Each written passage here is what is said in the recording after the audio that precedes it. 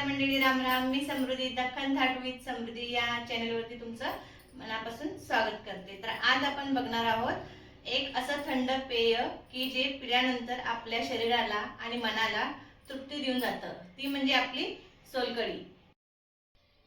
तर ही सोलकढी मी अगदीच पारंपरिक पद्धतीने बनवली आहे. व्हिडिओ शेवटपर्यंत बघा. आवडल्यास चॅनलला लाईक करा, शेअर करा आणि सबस्क्राईब करायला विसरू नका. सोलकढी बनवण्यासाठी लागणारं मेन म्हणजे साहित्य ते म्हणजे नारळ घेतलेला आहे. नारळ फोडून अख्खा असं त्याचे तुकडे करायचे आणि आपली जी पाठची साल असते ती पूर्ण ही काढून घ्यायची आहे.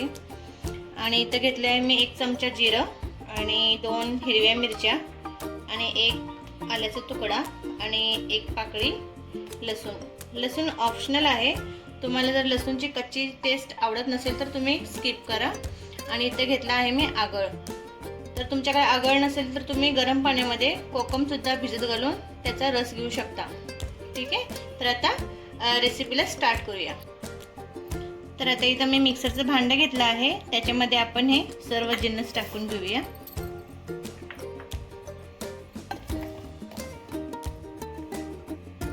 आता ह्याच्यामध्ये झाकण लावून मिक्सरला फिरवून घेऊया जेणेकरून आपल्याला ह्या नारळाच्या तुकड्यापासून नारळाचं दूध मिळेल.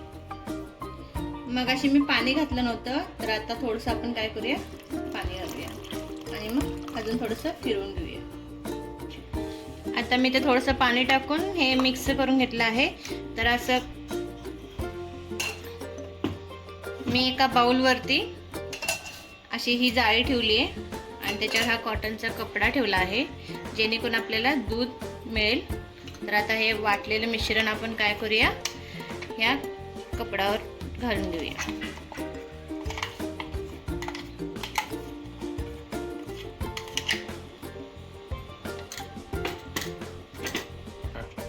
आता मी मिक्सरच्या भांड्यामध्ये थोडंसं पाणी घातलंय आणि हे ह्या मिश्रणावर घालून घेऊया.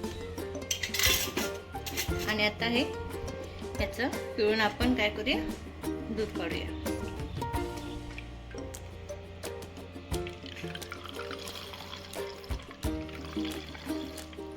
तुम्ही इथे 2 ते 3 वेळा काढू शकता.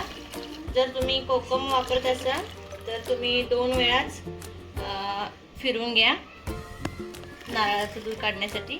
आणि जर आगळ वापरत असाल तर तुम्ही 3 वेळा सुद्धा याचं दूध काढला तरी चालेल. आता असा आपला हा चौथा झालेला आहे. तर अजून एकदा याला पाणी टाकून आपण मिक्सरमधून वाटून घेऊन याचं दूध करून घेऊया. परत याच्यामध्ये पाणी घालून घेऊया. पहिलं ज्यावेळेस आपण दूध काढतो ते दाट येतं, नंतरचं थोडंसं पातळ दूध निघतं. आता आपली ही दुसरी बॅच वाटून झालेली आहे. तर आता ह्याचं सुद्धा आपण काय करूया, दूध काढून घेऊया.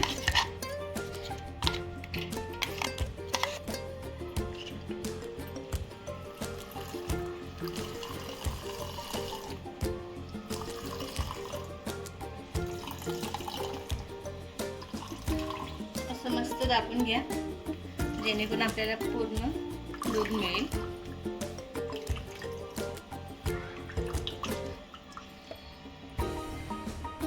आता आपलं नारळाचं दूध तयार आहे. तर आता याच्यामध्ये आपण चवीनुसार मीठ घालून घेऊ.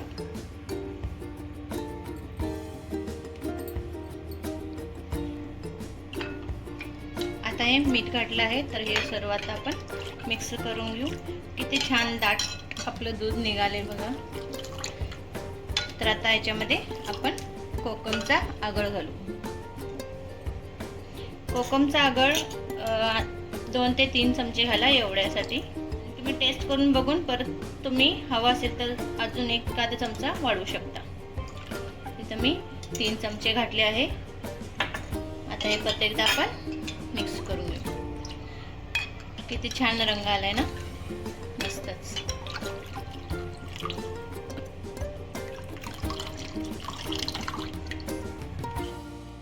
सोलकढी ही पित्तशामक आहे आणि ह्या सोलकढीला अचूक असा आता लाल रंग आलेला आहे. म्हणजे थोडासा पिंकिश रंग आहे हा.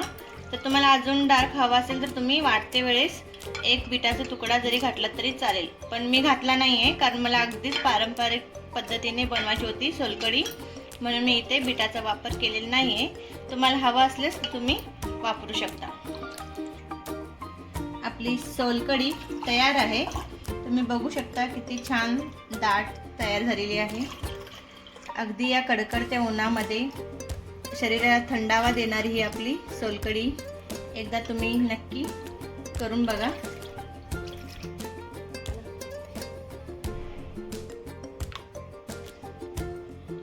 ह्याच्यामध्ये आता मी आईस क्यूब टाकते. जर तुम्हाला आईस क्यूब वापरायचे नसेल तर तुम्ही फ्रीजमध्ये ठेवू शकता किंवा अगदीच आपल्या मातीच्या माठामध्ये ठेवून सुद्धा तुम्ही गार करून पिऊ शकता, जेणेकरून मातीच्या भांड्यातील गुणधर्म हे आपल्या शरीरासाठी चांगले असतात ते आपल्याला मिळतील.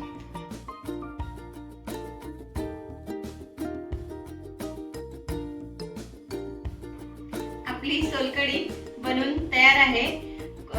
कोणताच गॅसचा न वापर करता अगदी गरमीच्या दिवसामध्ये सुद्धा पटकन होणारी ही अशी रेसिपी आहे. तर तुम्ही शेवटपर्यंत व्हिडिओ बघितला त्याबद्दल धन्यवाद. अशाच नवनवीन व्हिडिओसाठी माझ्या चॅनलला सबस्क्राईब करा. तोपर्यंत धन्यवाद.